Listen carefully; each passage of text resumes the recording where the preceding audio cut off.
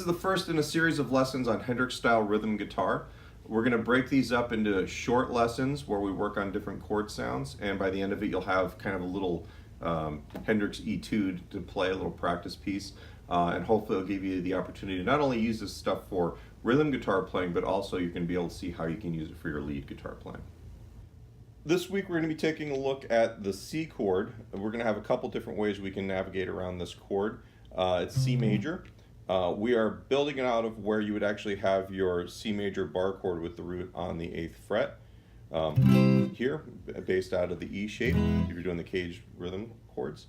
The first thing that we're going to do is we're going to take a look at, because we're playing these in groups of 2. All right, the first bit of it, we're going to have the root and the 5th on the 1st and 2nd strings here. This is the 8th fret.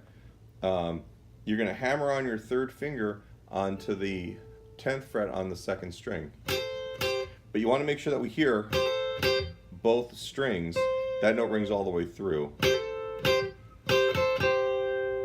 All right, the next one is a little trickier.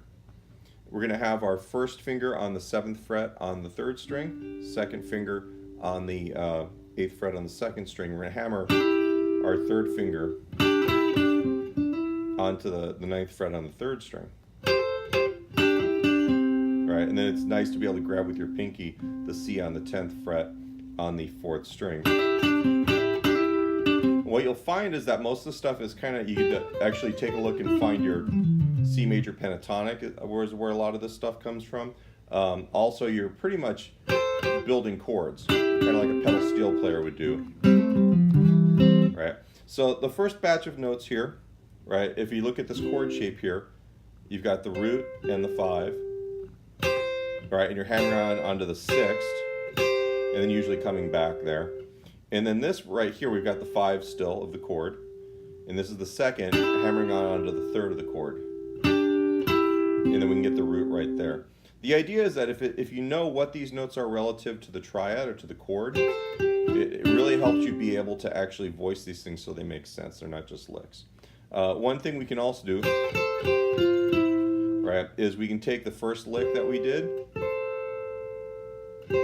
and then play the 10th fret to the 9th fret on the 3rd string, which gives us this nice little suspension, the 4th of the scale down to the 3rd.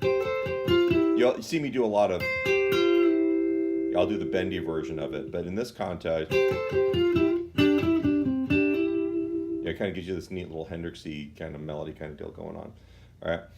If we drop this down an octave, right, we've actually got, and this is your C bar chord based off of the A chord.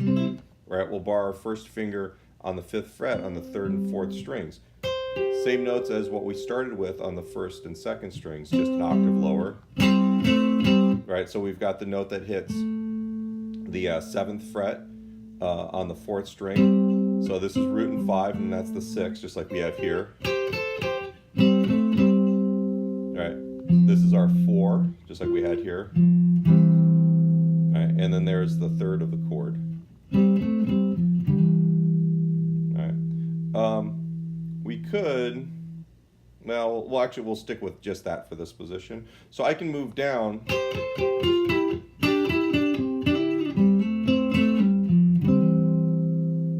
You can put the root down there. You know, or you could play more of the C major pentatonic there. You hear this in "Don't Let Me Down" by the Beatles.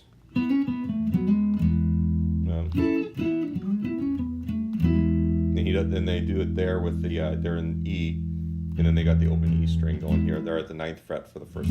So this is your E major chord right there. We're not going to do a really long lesson. We're going to break this up into little bits, and then I'm going to show you how to kind of rebuild them later on. But I will say I use this stuff all the time. One other thing you can do besides this sort of thing is you can take these notes, slide them up and down. This ending chord right here is really cool because it's a C chord, but it's an inversion of the C chord. You've got the 3rd and the bass. Sounds even better when it's in tune, but we'll live with that today.